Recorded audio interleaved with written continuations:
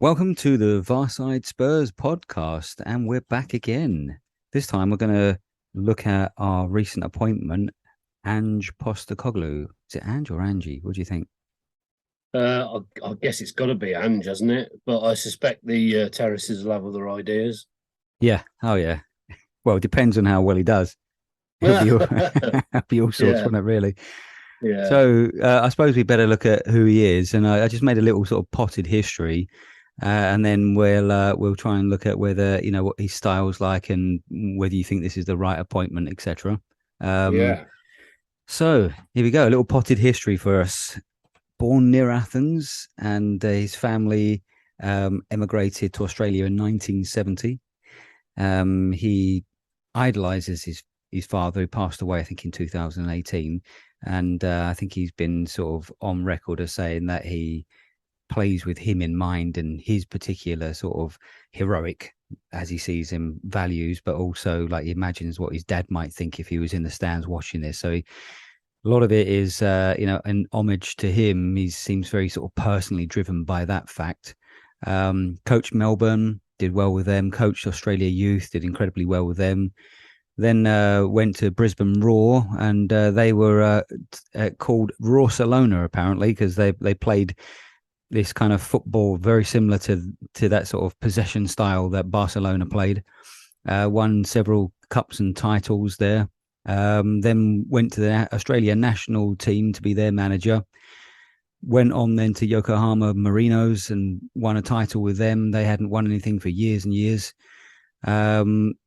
Was approached by the Greece national team, but then the Celtic job came up and he decided to go for that. And at that point, I think when he went to Celtic, they were something like 24 points behind Rangers, who had done really well and got to the Europa League final that year, and they were miles off them and seemed to have turned them around. I think he had a lot of outgoings and then put his stamp on it. And there were some sort of apparently talk of who is this guy, and he says that, doesn't he? Recently, in one of his interviews, most people thought, "Who the hell is this guy?" And so he had a lot to prove. And I think it will be likewise with us. He's got a lot of work to do. And what do we think about Ange Postecoglou, and what are his credentials to make him the right appointment for Spurs? Do you think, Rich? Yeah, I mean, it's a bit of a volte face, really. I mean, with a sample size of two, we've seemed to have investigated the big name European successes and UK successes, and that's shown itself to be a bit of a fallacy. I wondered whether or not that policy perhaps had two aims, one of which was to up the profile and to make statements about us moving forwards as a club, and the other one, which Antonio Conte alluded to in a press conference, that getting big name players to sign for the club was still a problem. Mm. And if that's the case, and we've abandoned that as the approach, then all for the good. I think, it doesn't work with our model. It doesn't work with our wage structure. It doesn't work with our recent past and what success we have had. I mean, Mm. trophyless that has been. We have seen huge vaults forward in the last sort of decade. So, I mean, this guy I know nothing about. Other than, as I said on the last pod, that I've had conversations with Celtic fans that I know. And the response has been mixed. The first is that they loved him and were amazed by what he did, but the second was that they thought his approach would get torn apart in the Premier League. And so they're a little bit guarded, and I don't know whether or not that's because they're just a bit sore about losing him. I don't know, but my own sort of take on it is that I'm a little bit underwhelmed with him as the person. I mean, we spoke before that there were a couple of people that I would have liked to have seen come in ahead of him, but I felt the same when Pochettino was appointed, and I was Mm-hmm. pleased wrong. So I'm hoping that I'm going to be wrong again. So that's £1 in the swear box. Ah, yes. So yeah, right. Anyway, so yeah, no, I broadly agree, actually, mate. I'm not. I suppose a while back we would have thought it really underwhelming. But it does seem like this is very different to the Nuno debacle, where that really felt like we were just desperate and we were about to start back up with first day at training, and we still didn't have a manager, and we just had to get someone, and we with this, it appears from what a lot of the journalists are saying anyway, that he has always been in our thinking. Might not have been our number one, but he's always been there or thereabouts in our thinking. So it's not like we've kind of just stumbled upon someone, and the remit seems to be the right remit. Okay, he's not really got the European credentials that perhaps we would like, and we'd feel more secure with. But like we said in the last pod, sometimes you've got managers in positions in clubs that have won things like Sevilla, etc., who you've never heard of, and it doesn't always, as we've seen, mean you get a really recognizable name to be your manager and success will follow. I think those what you were saying about the concerns are obviously probably a lot of people's concerns, is that will he get found out in the Premier League? Will his style be too naive for the Premier League? But I think he's you've got to understand, I suppose, he's always adapted wherever he's went. He's going to get a better quality of player. So if that's the case, he's going to be backed by the sounds of it. We'll come on to that matter in a second, actually. I think it's quite exciting. I mean, at the very least, Rich, is that we're not going to have to put up with the shit that we've seen for the last 3 years, where we're just grinding out results, and it's been really, really turgid. And when things have not gone so bad, the fan base has gone absolutely crazy, because we just if we're going to stomach this football, at least we need to be getting results against the teams we should be beating, and that's not been happening. Whereas with him in this style he plays, which apparently, I mean, I watched an interesting video on his playing style in the lead up to this pod, and he likes to play his sort of 4-3-3 style, which is kind of reminiscent of Pep's style that he plays, and he often plays a lot of his players in the opposition half, and he'll be using players that are getting into the half spaces, and he'll be using really, really high pressing game where what he's hoping for is for us to turn the ball over and take and nick it and keep coming back. So even though it looks for like the jeopardy would be that we would get hit on the counter, the way that we would play, you would hope that they'd be able to, more often than not, be the dominant team with the ball, because he said that that's what he wants his teams to be, the ones that have the most possession. And that is very much in the Spurs mold. That sounds like they have hit the right person in terms of the Spurs air quotes DNA.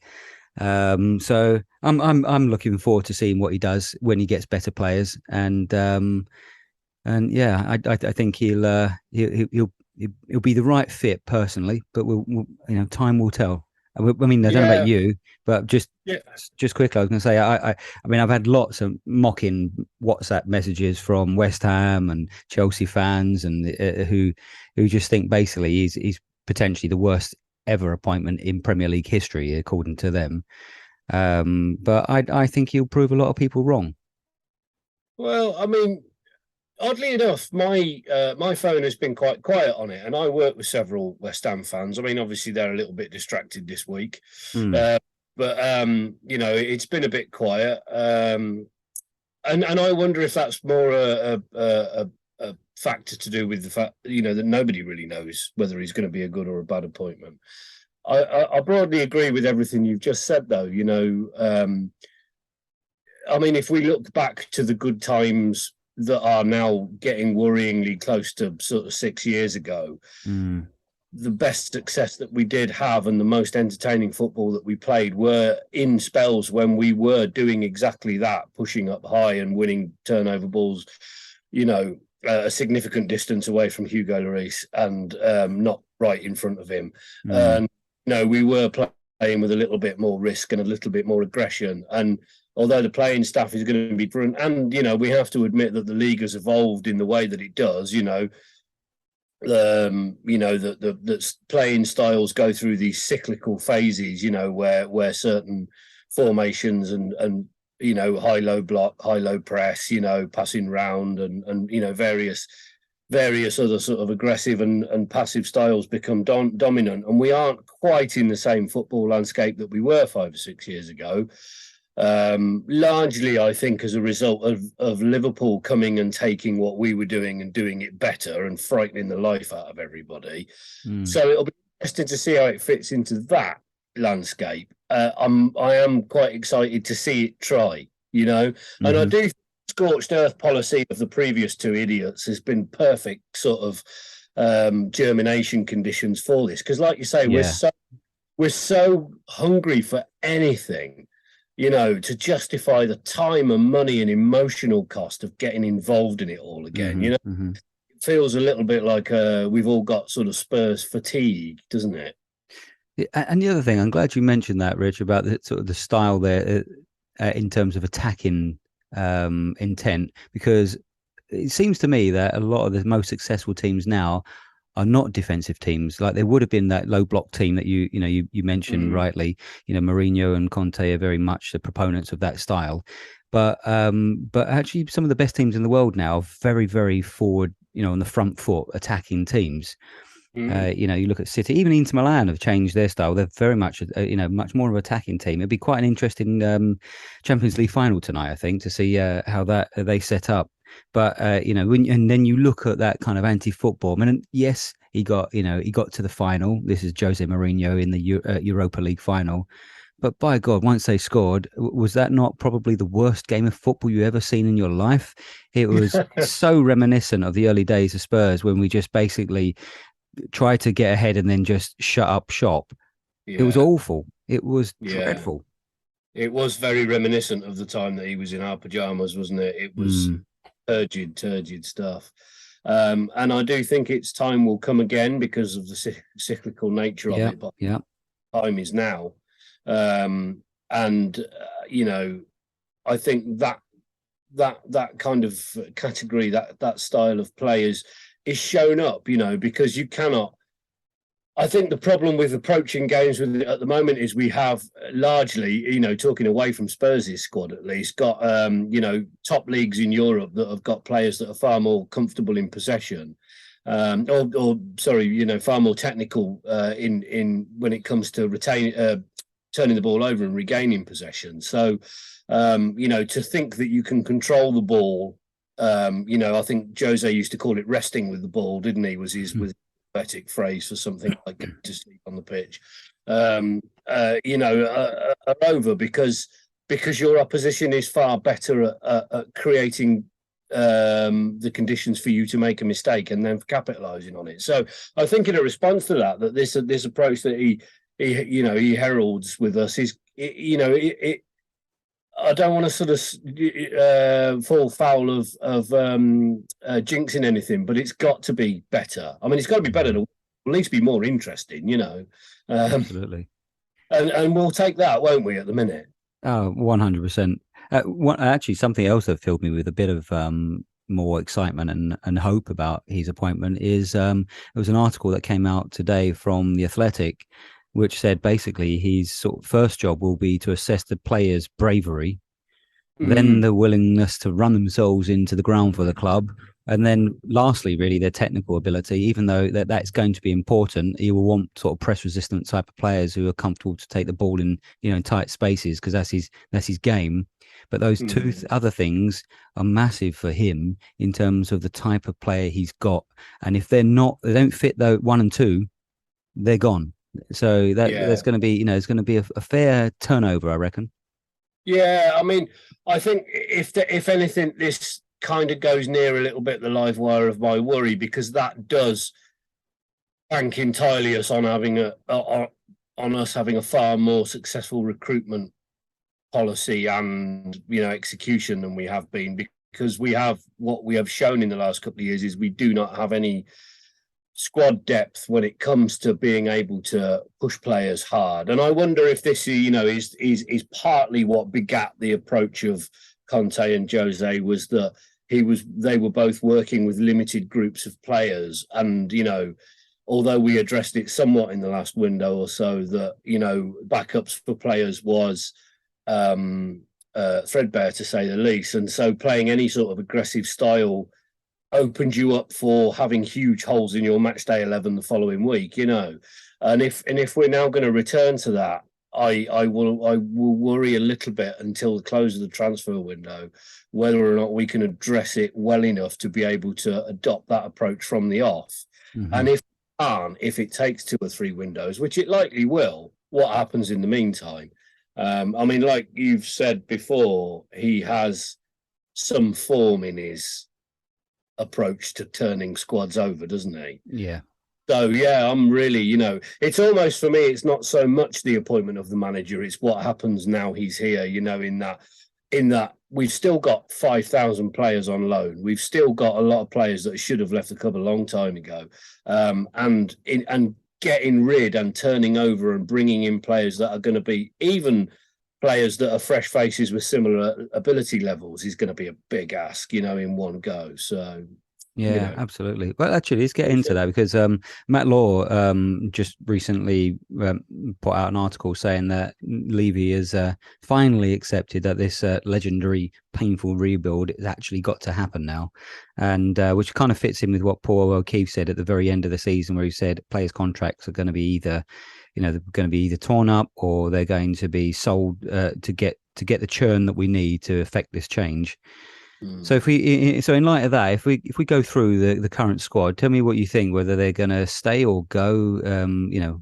Obviously we have no inside knowledge on this, but we're just thinking about his approach to the game and whether we feel that these are the right players, right mentality of players. What do we think? So Lloris, isn't he? Yeah, I think he's already said that, hasn't he? So, I mean, it's not guaranteed. He's still got a year contract, hasn't he? So that he could still be persuaded to stay. But it does sound like, I mean, he's actually stated that he's interested in going. Yeah, and I think he should go as well. Yeah. Fraser Forster. I think we'll get another year out of him. I mean, I think that'd be a good thing. Yeah, very capable backup. I mean, he's been really Mr. Reliable, isn't he? Well, I mean, he's kind of, unfortunately for him, been involved in some of the worst outfield performances of the year. But, I think at least some of the things that he's let in have been the fault of players in front of him as much as anything else. I mean, he doesn't have a clean copybook, but I was certainly slightly more confident with him in the goal than I was with Luis towards the sort of mid part of the season. So, I think we should be looking to keep him for another year. I agree. Sergio Reguilon. I wouldn't be at all surprised to see him come back, even if it's just for a window. Mm-hmm. Yeah, I'm not sure about that one because we've got quite a lot of people in those positions, haven't we, really? And I mean, he fits that system probably better, but whether he's, I don't know whether there's too much water under the bridge. So I'm kind of not sure. My gut instinct is that he'll be sold or loaned. Yeah, I mean, I think it'll be a final thing, won't it? I think if he doesn't come back, he's sold. I don't think they'll retain him for any longer. I think I don't know. I mean, I wonder whether or not he can still offer something to us that we've not yet seen from him. Maybe that's just me being optimistic, but like you say, he might suit the system a little bit better. And if we think that there are other players in those positions that are equally likely to leave, perhaps, maybe Ben Davies' time at Spurs is coming to an end, would give you, Japhet Tanganga as well. I would, without wishing to sort of skip ahead, I would sort of see he would be somebody, he'll be looking to be elsewhere. Yeah. Joe Rodon. I don't know. I mean, I think a lot of these are codependent, aren't they? I mean, does Joe Rodon go if Eric Dyer stays, and does Joe Rodon come back if Eric Dyer goes? Yeah, I don't know. I don't think he's quite good enough. I mean, there was talk of we were looking at either him or Kim Min Ji, and we went for the safer option of the British player, and now look at the other one. So it does seem rather Spursy to have gone for the one that seems to be the dud of the two.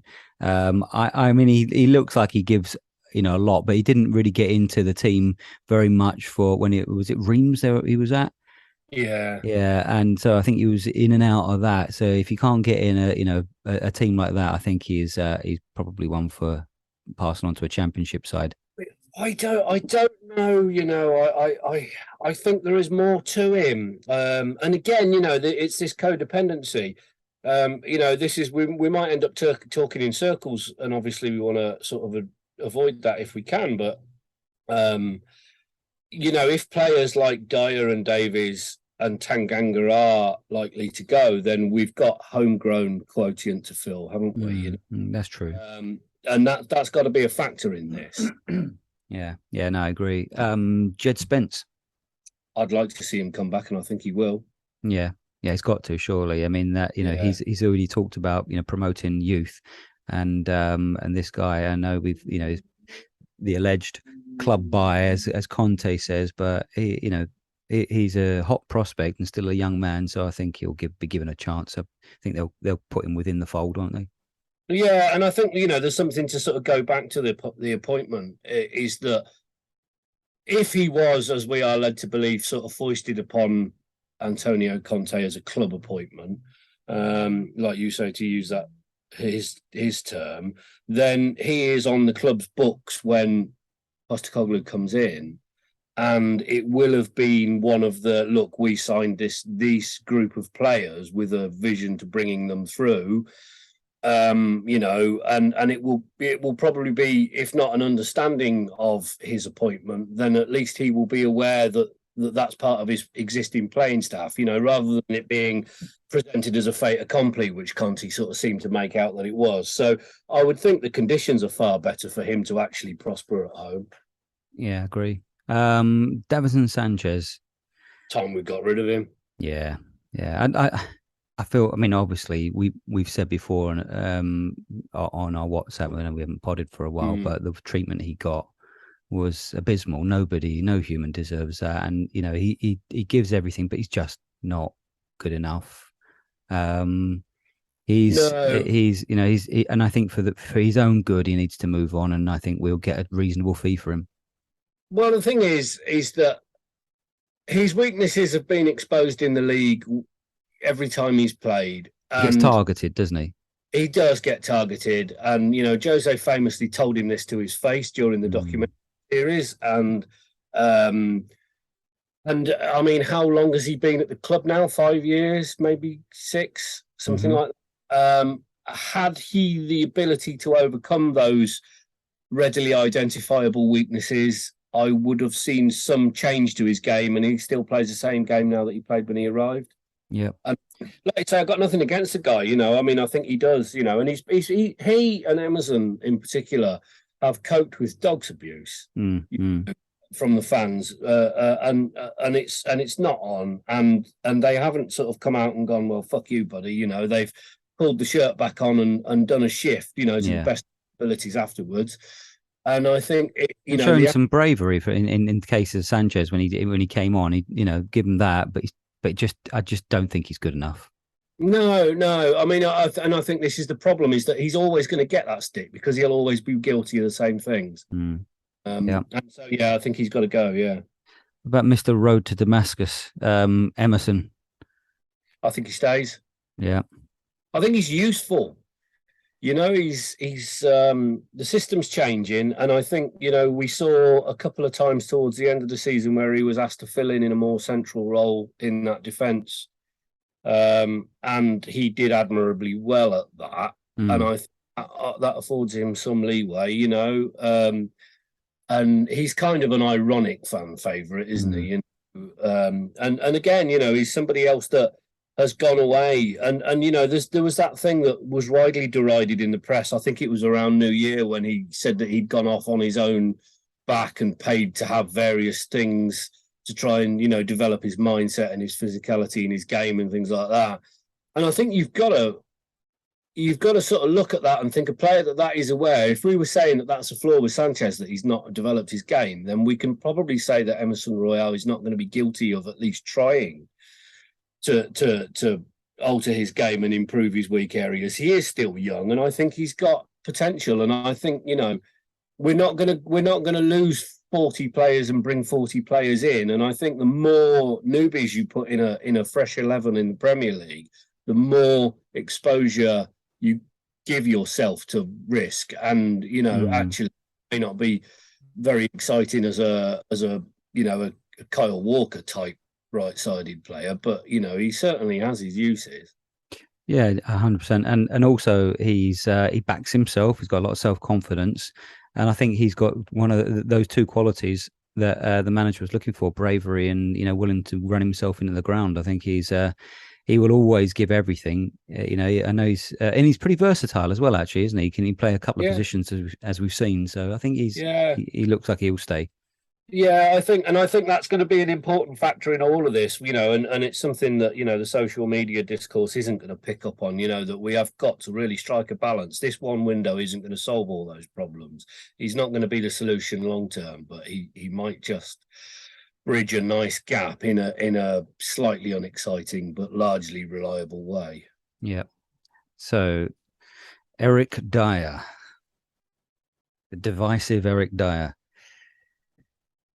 I think he goes. I think he should. I'm not saying he is crap. I think he's actually quite a good leader. I think he's quite a good, intelligent, guy. I think he's probably been a good player around the squad for a long time, but he's been around such a long time that I think he needs a change. And I think we would benefit from that change in that dynamic. Otherwise, you've got to play him, and I think we just need something changing there in that central defence area. Yeah, I agree entirely. I think the problem with him is that he is he's one of the first names on the team sheet, not out of ability but out of habit. And I think that has to change. And I think it has been spoken about by a couple of managers recently that, there are players at this club who can just expect to play. And he's one of them. Yeah, absolutely. And and again, he's got a lot of grief. He's not got the grief that Emerson and Davinson have had, certainly to that extent. And possibly, his longevity with the club and his identification, with the previous good performing sides has bought him a bit of leeway, but I think that is come to an end now. And I think for his own career, he's got to go somewhere else. Yeah, absolutely. Christian Romero. Oh, no. Well, I mean, he stays, I think, this time, doesn't he? Yeah, I think so. He's just recently been a bit of a curate's egg, isn't he, really? We thought he was going to be a world beater, and he seems to have turned to shit after the World Cup, and he's really not been quite the player we thought he would be, but he possibly would suit this system pretty well because he likes to break forward. Yeah, I mean, he's a gifted player. I mean, technically he can play. He's also bloody dangerous because he does often cause as many problems as he resolves. But perhaps that can be coached out of him. He's still young. Again, if we're turning over players like Dyer and Sanchez and possibly Emerson, you are looking at bringing in an entirely new back four in one go. Yeah, no, I agree. Risky. That's probably a bit risky. Tanganga. Yeah. I think he's probably kicking the exit door down to leave, isn't he? Yeah, I think he is a good player. I don't think he's quite good enough for our level, but I think he would be good enough for teams in the sort of mid table, maybe lower end of the table, or even in a club abroad. I think he would play, do well abroad. But I just think he's not going to get a game, is he? No, I don't. I can't see how he does. And it's a shame because he showed a lot of promise. And I don't think, aside from one or two incidents, he's never really put all that many feet wrong, has he? No. So you have to wonder what has been the block for his progression, whether it's been coaching and managerial or whether it's personal or technical. I don't know. There is a reason somewhere why he's not got the breakthrough. But, I think his feet are probably. If I was him, my feet would be itchy. Yeah, absolutely. Ben Davies. I think his long and reliable career at Spurs is probably coming to an end. Yeah, he's another one of those. He's very reliable. He talks really well. He's but I think he's that sort of player that he's one of the Eric Dyers are very comfortable. They've been there. It's probably too comfortable now. And I said maybe it would be good for him to move on. Nothing against him. He's always done brilliantly for us. If he stays, I wouldn't be unhappy, but probably it sends the right signal for him to move on. Well, I mean, like you say, he's a consummate professional. He spent a lot of time on the bench over the years, and he's never complained about it, despite him being widely lauded when we signed him. You know, I mean, it was always a bit of an oddity when we bought him in because it was right in Danny Rose's pomp, you know, and he was immediately competing for that place and losing. And he's bided his time, but he's had a lot of match time over the years, and you know, I think possibly he's now going to be at a stage where his abilities are going to start to decline, and that is dangerous for us and him. I think he should go somewhere else. Yeah. Lo Celso? Who? Exactly. Yeah. Yeah. He's gone, isn't he? He's got to be gone. Aston Villa, take decent fee. Got to be fucking gone, hasn't he? Yeah. I mean, this is one of those things, isn't it? You know, I know Twitter's going mad, you know, now, you know, the idea that we might get Tanguy and Ndombele back, you know, and everybody's going, oh, this is the opportunity that he's going to show us what he could have done all along, you know, and you think, fuck, you know. He won't meet number 2 criteria, will he? Willingness to run himself into the ground. Willingness to run into the ground, yeah. Well, that's where it falls down, doesn't it? You know? I mean, but you know, you wonder whether or not a player with Lo Celso's technical ability actually has got something that he's never shown anybody. I don't know whether or not is the place for him to incubate that now. I believe is a moot point, and I think he should go somewhere else and probably score a couple of really fucking annoying goals against us in competition. Yeah. Yeah, that's written in the stars.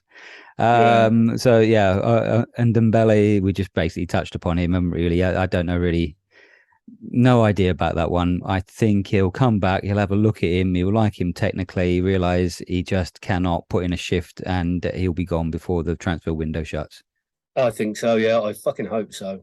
Yeah, he's had enough chances, and even at Napoli, where he's come on and had some nice cameos, but he's not been he's never played a full game. He's usually been a sub. I mean, you know, tells you enough, doesn't it? Yeah, I think so. I think if he's gone to all of these places, and did he not initially go out on loan to his original club as well? Was it Rennes? Leon, wasn't it? Leon, sorry, that was it. Yeah, and they didn't fancy having him back too much. Yeah, if that's the place he made his name and he can't pull any trees up, then he's got no hope, has he? Nah, exactly. Troy Parra is an interesting one. I don't think we'll see. I think he'll get another loan, same as Harvey White. Players like that, I think need a loan out. They're still not quite there yet. Yeah, I would like to think that we would be retaining him. If this is going to be a reassertion of Tottenham's bringing youth on policy in this managerial structure, then you would like to think that players like Troy Parrott and Harvey White are going to be the exemplars of it. Yeah. Harry Winks?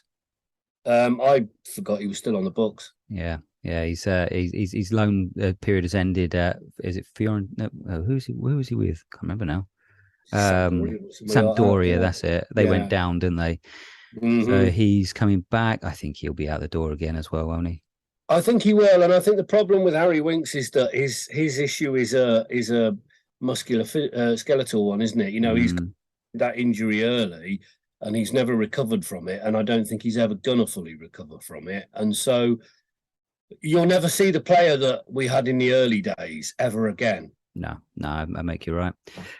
So Oliver Skipp, what do we think about him? I think he seems to be someone who's he's done pretty well since he's come in, but I'm starting to have my doubts about him. I guess this is the point in his career where he has to start to show on-field development a lot more rapidly, doesn't he? He goes from an unknown, adrenaline-filled youth player with the pride of the shirt and the excitement of the step up into being a first-team regular that other sides can then tactically prepare to play against. And this is where, the litmus test comes. I like him, he looks a little bit like my younger brother for comfort. Sometimes I have to check that I can see where my younger brother is and that he's not fucking sloped off to play for Tottenham while I'm not looking. I don't know. I mean, there is that sort of internet meme going about, about the Australian coach and a player called Skippy. So, for comedy, for comedy effect, he's got to be given a chance, hasn't he? I don't know. Yeah, no, I mean, I don't think we'll get rid of him. I think he'll stay, but I think it's now he needs to kind of step up a bit. I think he might be the one that plays that role that Højbjerg plays, because I think the other thing he likes is this sort of two number 8 types in front of that. To do a lot of the kind of intricate passing. So Skip, I think his game is better all round than Højbjerg's personally. Yeah, I think so. Yeah, and I think my biggest issue with Højbjerg, who I know we're coming on to in a minute, is that he's very good when he wants to be very good, and he's fucking lazy the rest of the time. And you've only got to watch some of the goals that we've conceded, and where is he when we're conceding them? He's in the middle of the ball, the park, having let the ball get turned over around him, and he's picking his nose or waving his arms around, and you don't see that from Skip. You see a lot of application, and we go back to those first 2 points. Absolutely. I think if we jump ahead then to Højbjerg, I think he could well be one of the casualties of Postecoglou's appointment. I'm not sure he's the sort of player that will fit what he wants, whether he'll be a squad player or he'll look to sort of cash in and get some money for the for the kitty. I'm not sure, but I'm gonna go with, I think he'll probably stay, but I would not be surprised if we decide to turn him over. I think, sort of saying what I was talking about earlier. If you think that we've already gone through a dozen players and we've theoretically got shot of half of them, we're beginning to get into big numbers of squad turnover now. Yeah. And I think he will go, and I think he probably needs to go, but I don't think he'll go this window personally as a result of that. Codependence again. I wouldn't be surprised to see maybe him go January or this time next year. But in terms of having anchors to put a first 11 around, he's got massive flaws, but he does also. But and he does 1 and 2 on that list, brave, and does run himself into the ground. I mean, sometimes we just mentioned, he can be found wanting, strolling around, but normally he will put in a shift if he's got that about him. Yeah, and I think the one thing that we've never seen from him, which is often reflected in discussion between us and between other people that I know that we go to football with, is when you see him play for the national side, he plays a more advanced role and actually a far better player. And we don't see that from him, largely because he's been given that sort of central anchor pivot role, or the holding role, should I say? So. It's possible that being pushed forward and being allowed to play, we've been told several times that he likes to play a more aggressive game than he's played at Tottenham. So who knows? I mean, we might all have our eyes open by the end of September. We could be thinking, where has this guy been for the last 2 years? Yeah. Even Perisic. Cheerio.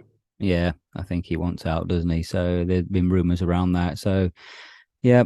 He's been better, strangely enough, since Conte's gone, but I don't think his heart's in it. I think he wants out. So, yeah, bye-bye. Thank you. Yeah, I think so. I mean, I think the thing that I'd hoped for his arrival was that he would offer some sort of tactical encouragement and growth development for players like Sessegnon, and he hasn't seemed to have done that, at least not to any effect. And what's happened is the use of players like Sessegnon has dropped right off, and he's become one of those players that starts by default, whether or not he has had a stinker. Yeah, I mean, the only thing I suppose maybe is that if Postecoglou's looking for, like we thought he might do with Sessegnon, we'll get onto him next. But perhaps he might think of him as a mentor for Udogie, who's coming in. Yeah, could possibly. I mean, he's a player that's coming towards the end of his career, and there might be that likelihood of him being offered some sort of early coaching role as he phases out of being a regular player. Whether he's going to want to do that at Tottenham is another matter. I don't know. I mean, he's got all the experience and all of the football knowledge that you would hope to have on your coaching team to pass that on. So, I just, I don't want to see him starting every week. So I think we've got, the future to look forward to, and he's not part of it. Sessegnon? it's the same as the Jed Spence thing, isn't it? You know, I want him to sort of come in and be given the opportunity. The problem with Sessegnon, I guess, is that he appears to be entirely a confidence player, doesn't he? And he hasn't got any of that at the moment. Yeah, doesn't meet criteria one, bravery. No, I mean, whether or not that's something that can be addressed with the coaching, with a more positive, aggressive, you're here because you're meant to be here approach. You know, Yeah. I mean, I think he's had enough chances. Well, I think we all know there's a player in Ryan Sessegnon. You know, I don't know, but is if he remains at Spurs, will it be at the detriment to the development of players like Jed Spence and that? You know, and I think if then he should go because, like you say, he's been with us for 3 years now, hasn't he? Yeah, he's not made an impact really, has he?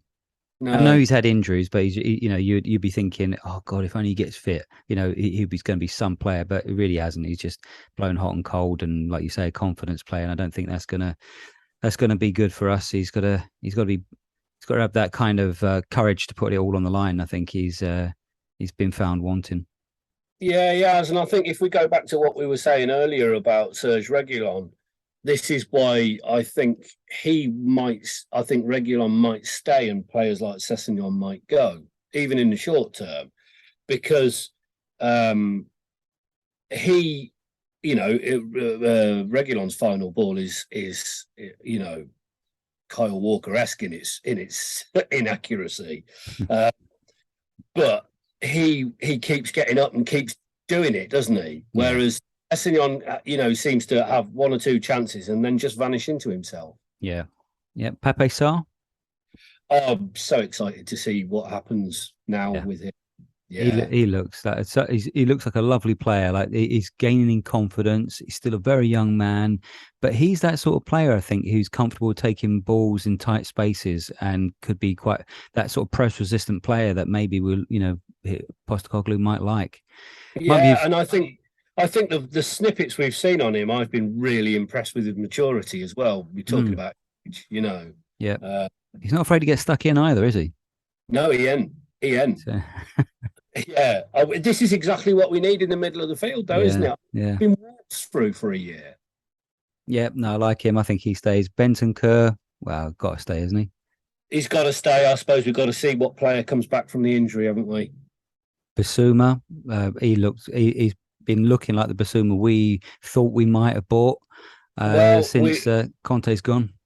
Yeah, I mean, he finally looks like he's going to be playing in a system that suits his game. Yeah. He's got to stay. Divine, do you reckon we'll loan him out, or could he benefit from Postecoglou, like bit promoting youth? I think he'll go somewhere else for a year, personally. He's really, really highly rated, especially technically as a player. Yeah. I think he's got a big future, but it might be just a bit too early. I'm not sure, and I think I agree with you. Yeah, I think a year, somewhere else, preferably in Britain, where he's going to adapt with his game growth to the physicality that still exists in this country. Yeah. Brian Hill? Just love to see him come back. Yeah. I don't know if he will, though. But he'd be a cracking option, wouldn't he? I mean, even off the bench for a while, but he's that sort of player, like we saw in Sevilla's run to the final. He just knows the game. There is a real player in there.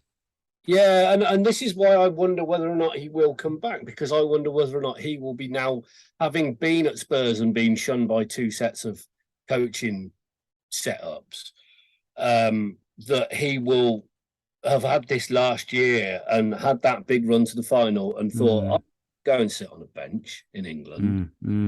Yeah. And whether or not he because I mean, do we reach a point now? I know the way that they structure the rules in the game changes all the time, and there was, I think, at one time a limit on how long you could repeatedly loan a player out before you had to keep him, or wasn't that? Yeah, I don't know about that. That seems to escape me, that one. Yeah, and he has been, apart from short stints at Spurs, he's been largely elsewhere since we bought him. Well, I'd be more than happy to see him come back and try and establish himself. I think he'd be up for the fight. I don't think he'd come back and sulk. I think he would be up for it. And the type of tactics we'd play, I think, would suit him much, much more. He, But depends. Maybe if Sevilla make a really good offer or player exchange offer, I don't know. But I'd like him to stay. I think it seems really a poor choice in terms of our recruitment. If we let Lamela go, then basically then let him go back there, it just seems brain dead. yeah, yeah, So, you're right. I agree entirely. I would like to see a lot more of him. I mean, even in the sort of worst parts, this last before he went back out on loan, he had a couple of cameos, I suppose you would call. And he was probably the only player aside from the big two that I can remember of us getting us out of our seats. now we get into the big names. Heung-min Mm. Son. I've got an awful feeling he's off. Do you reckon? Yeah. Wow. What, Saudi Arabia or something? Or Well, I mean, there's talk of that. I don't have any ITK, but I do know somebody that works in the Emirates States who works with me at the uni and has said that there is talk that they're very keen on him out there. And that that you can see that they're now trying to leverage names, in a way that China have done in the past to build their own sides up. So, and he's been at Spurs. This will be his 9th year, won't it? Yeah. I mean, if they get a really good offer, I suppose it could happen, but I can't see it. I think he's worth so much to us, not just as a player, as an influence around the team, but also financially. He's worth globally is huge. Yeah, yeah, and I think it'll be a massive loss for us if he does go. I'm reading between lots of lines here, though. Body language and looking at the season he's just had and thinking he's spent so many years in England and has got very little to show for it in terms of stuff that he can hang on his wall, and I wonder whether or not he's now going to be thinking of a big payday, the last few years of his career as a pacey forward. And it goes alongside, I know it's lazy paper talk, the idea that we might go for Kyogo to come in to replace him because he was the reason that, Postecoglou was the reason that he went to Celtic. Yeah. I mean, all possible. I don't know. That's I'm not sure on that. My feeling is he will stay, but that does make sense. I hope he stays. I hope all three of the front three stay. Well, all four, with Kulusevski as well. I hope they all stay. I hope I'm wrong. I really, really like the idea that I can say stupid things on here and be proved wrong and think, brilliant, I jinxed that the right way. Yeah. I don't see him go. I don't want to see any of them go. I would like to see him stay long enough for us to lift some kind of a pot. Kulusevski then? He's staying, isn't he? Yeah, I think so. I mean, there was talk that he might not, and they were trying to renegotiate the deal. Whichever way, they're not letting him go, are they? They can't do. I mean, he hasn't been as good since post World Cup, but nor of many players. But there's still a cracking player in there.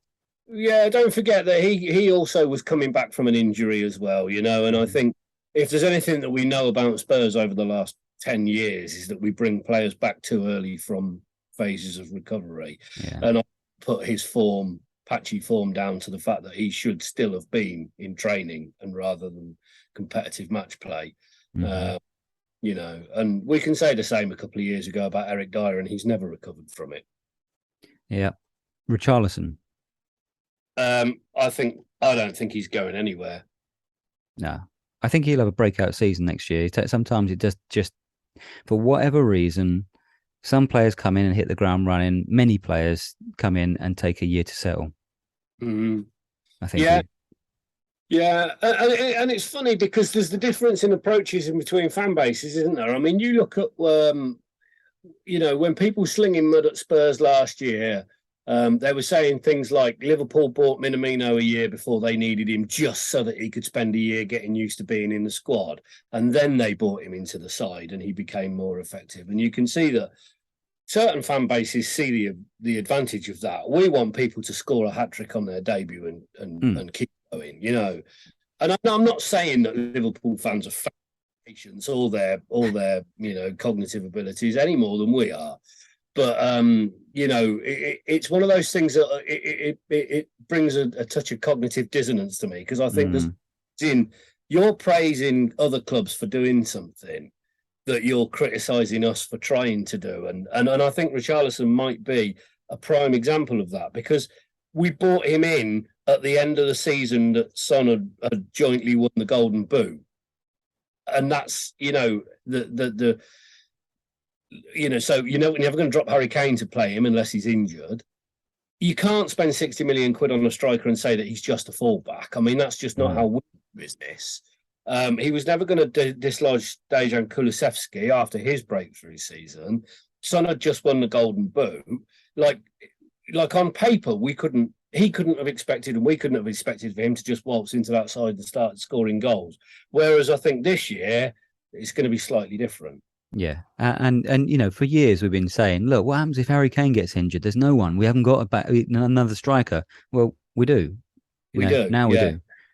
So that solves that dilemma. And of course, he has to fight his way into it. If he deserves it, he deserves it. And he's been getting rotated.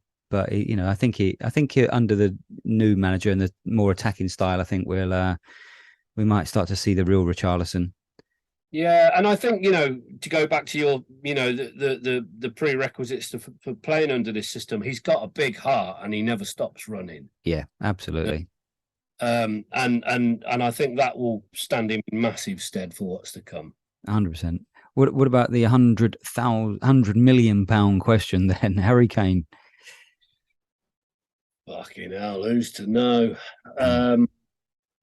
My own take on it is that I think he stays for a year and leaves on a free next season. Yeah, I just don't know. I mean, I just don't see why we sell him. Not to a Premier League club. Real Madrid, maybe, but does he want to go? I mean, it's hard to turn down Real Madrid, of course, but he's already talked openly about wanting to break the Premier League record. Like we said in the last pod, maybe we get to the end of that, and he's got all these options open, and we can say, look, we will give you, a record-breaking contract to stay with us. Yeah, and then and maybe by that point he's seen whether we are serious or not about this, and maybe that's why there's this rush to have this painful rebuild done a bit quicker this time round, according to a lot of reports. So just to show him we really do mean business. Yeah, I think you don't know.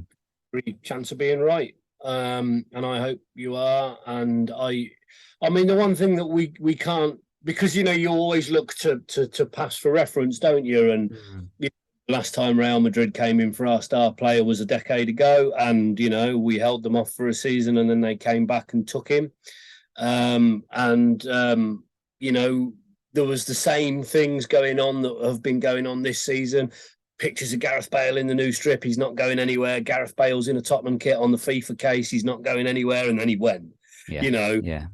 This is more of the Gerrard situation, isn't it? In the respect that Harry is actually a Tottenham boy, and Gareth Bale wasn't, and Berbatov wasn't, and Modric wasn't, and all of the other big players that we've had taken from us were just players on a salary for Tottenham, And I don't know, that's the one thing that we perhaps will see whether or not it is the defining thing. He could earn a lot more money somewhere else. He could pick up a lot more trophies somewhere else, but that's always been true, and he's always played. And financially, I'm not sure it makes a massive amount of sense. So let's say you got 80 million from Real Madrid for him. You probably get something like that just to get through to the next round of the Champions League if we qualify for the Champions League again. So it doesn't make any sense on that front, because that's obviously clearly what we want to try and do again this season or the coming season. And why would you strengthen your rivals? It's just it doesn't make any financial sense or any other sense in it. And you would hope that I think it almost looks like, and someone else said this, I can't remember who, but it almost looks like Harry Kane is looking for any reason to stay. And and otherwise, there would have been a lot more rumblings about it. I think he's He's, as you say, a Tottenham boy. I suppose we can hope and pray, but I just feel that they won't let him go this season, and we'll just see where the dice roll and land when it comes to the end of the season. Yeah, I don't think. I mean, we don't know what's going to happen if Real Madrid really step up their media machine in it and start putting lots of pressure on. I mean, that was the thing with Gareth Bale. He was very close to AVB personally, and he was happy at the club, and the club was progressing, and he was on big money for Spurs. I think he was the top earner at the club at the time. So,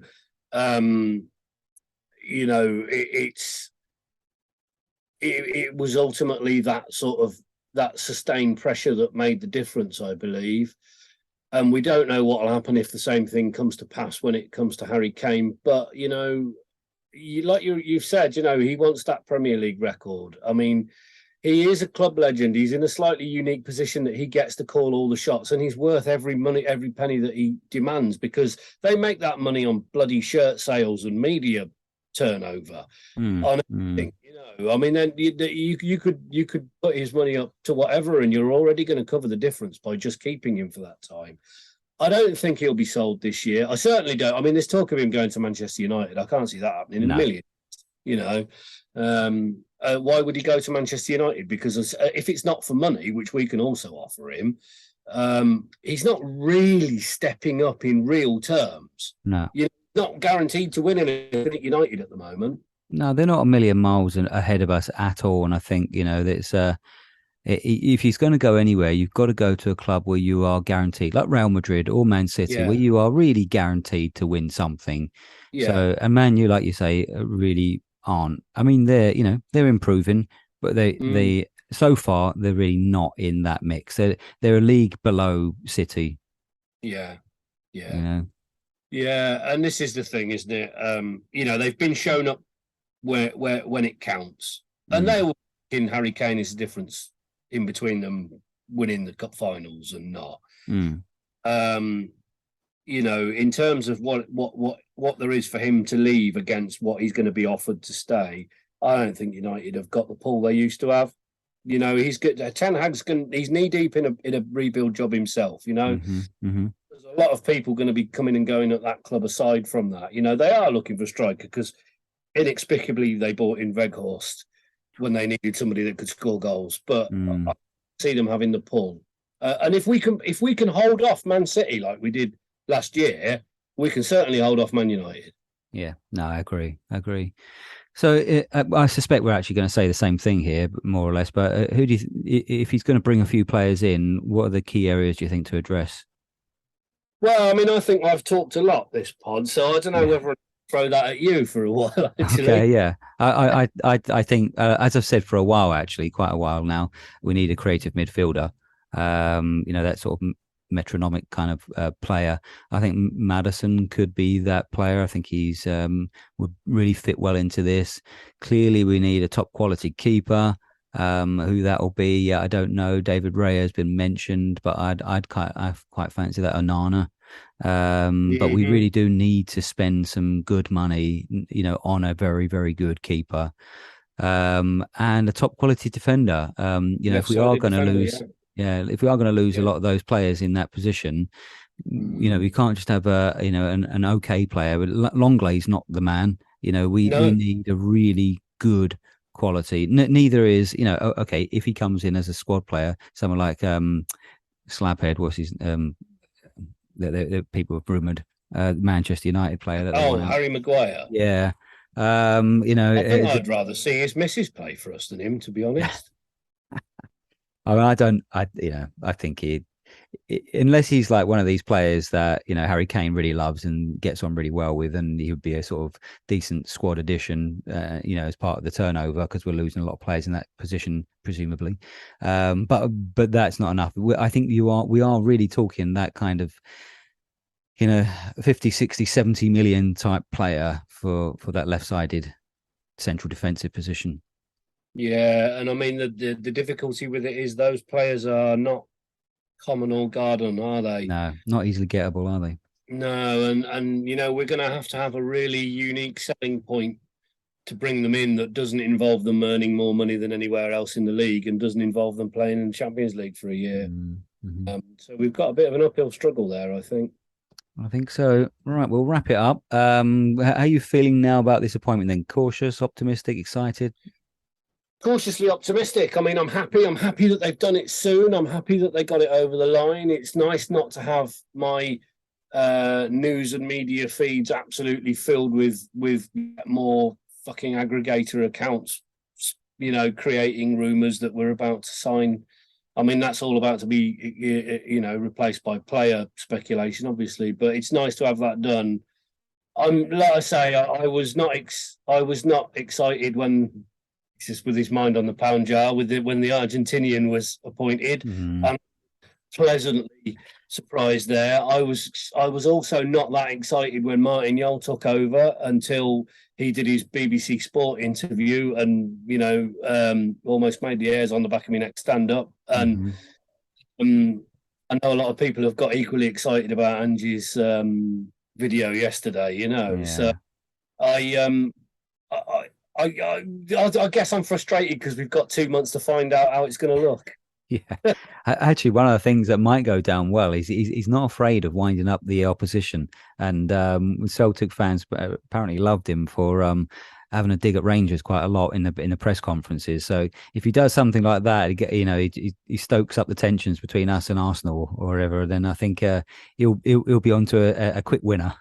Well, I mean, we all know that Arteta's got skin so thin it's virtually see-through. It wouldn't take a lot under it, would it? And that's really entertaining. I must say, it's really funny that, like I say, I've spoken to a reasonable amount of Celtic fans of late. Some of them are really pissed off about Spurs pinching their manager, you know. Yeah. One thing that's really interested me is that I know a few Rangers fans, and they are all really snide and salty about it. And I thought they would be really happy to see the fucking back of him because of what he did to them last year. And actually, what, you know, they've been like, oh, fucking Tottenham, who are fucking Tottenham, and who's fucking Ange Postecoglou, and who fucking this. Really, like, the Rangers people really seem to be really right, and I can't put my finger on why yet. It's dead funny. They're just, yeah. I mean, my wife's family, mostly sort of Motherwell Rangers, and they're. Yeah, there's a bit of that, but I think a few of them were kind of happy to see him go. But yeah, there's a bit of a sneeringness about him just because he's ex-Celtic. They can't really say anything good about him. So yeah. But I'm looking forward to the first North London derby when he puts an Action Man figure on the side and also a bottle of Sacco water.